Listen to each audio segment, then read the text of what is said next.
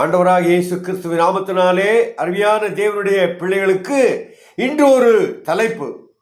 இந்த உலகத்திலே நீங்கள் பரதேசிகளாக வாழ்ந்தாலும் பரிசுத்தமாய் வாழுங்கள். இன்னொரு முறை சொல்கிறேன், பரதேசிகளாக, அதாவது ஒன்றுமில்லாதவர்களாக, பலரால் இகழப்படத்தக்கவர்களாக நீங்கள் இருந்தாலும் தேவனுக்கு முன்பாக நீங்கள் பரிசுத்தராயிருங்கள். 1 பேதுரு 1 அதிகாரம் 15-16 வசனங்கள். உங்களை அழைத்தவர் பரிசுத்தராய் இருக்கிறது போல நீங்களும் உங்கள் நடக்கைகள் எல்லாவற்றிலேயும் பரிசுத்தராயிருங்கள். நான் பரிசுத்தர் ஆகியால் நீங்களும் பரிசுத்தராய் இருங்கள்.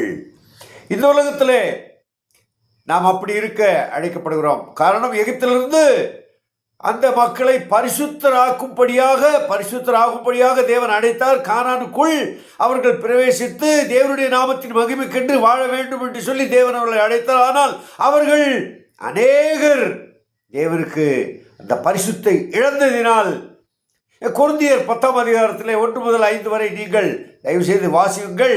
அவர்கள் எல்லாரும் மோசேக்குள்ளாக ஞானஸ்தானம் பெற்றார்கள் என்றும் இயேசு கிறிஸ்துவாகிய அந்த ஞான போதனத்தை அவர்கள் பானம் பண்ணினார்கள் என்றும் அவர்களோடு வந்தவர் கிறிஸ்துவே என்று சொல்லி நாங்கள் வாசிக்கிறோம்.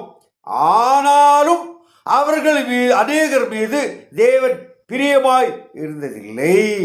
காரணம், அவர்கள் தங்கள் சுய பலத்தை நம்பியிருந்தார்கள். அருமையான தேவ பிள்ளைகளே, இன்று ஒரு செய்தியை நான் உங்களுக்கு உள்ளத்தின் ஆழத்தில் சொல்கிறேன். நம்மால் பரிசுத்தமாக முடியாது. ஆனால் ஒரு வசனத்தை சொல்லி அந்த வசனத்தின் மூலமாகவே நாம் உற்சாகமடைய வேண்டும், உண்மையை புரிந்து கொள்ள வேண்டும், பரிசுத்தமாய் வாழ வேண்டும். ரோமருக்கு எழுதின நிருபம் 7 அதிகாரம் 24-25 பவுல் அப்போஸ்தலன் தன்னுடைய வாழ்க்கையை அப்படியாக படம் பிடித்து நமக்கு காட்டுகிறார். நிர்பந்தமான மனுஷன் நான், இந்த மரண சரீரத்தினின்று யார் என்னை விடுதலையாக்குவார்? அந்த கேள்வியை முடித்த பிறகு 25 வசனம், நம்முடைய கர்த்தராகிய இயேசு கிறிஸ்து மூலமாய் தேவனை ஸ்தோத்திரிக்கிறேன்.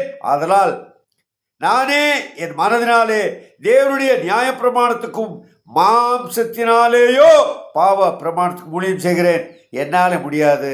கர்த்தராகிய இயேசு கிறிஸ்துவுக்கு ஸ்தோத்திரம், ஜெயம் கொடுக்கிற தேவனுக்கு ஸ்தோத்திரம் என்று சொல்லி அவரை சார்ந்து வரும் பொழுது, அன்புள்ள ஆண்டவரே, இந்த பரிசுத்தமற்ற உலகத்திலே பரிசுத்தமற்ற வாழ்க்கையை வாழும் எனக்கு உம்முடைய பரிசுத்தத்தை தந்து, உம்முடைய நீதியை தந்து, இந்த உலகத்திலே நான் பிரகாசித்து உம்முடைய பிரகாசத்தை பிறருக்கு காட்டி வாழ கிருபை தாரும் சொல்லி கேட்கும் பொழுது தேவன் தருவார். இந்த செய்தி உங்களுக்கு பிரயோஜனமாக இருந்தால் தயவு செய்து நீங்களும் அதை கேட்டதுமல்லாமல் பிறருக்கும் அறிவியுங்கள். தேவன் உங்களை ஆசீர்வதிப்பாராக. ஆமென்.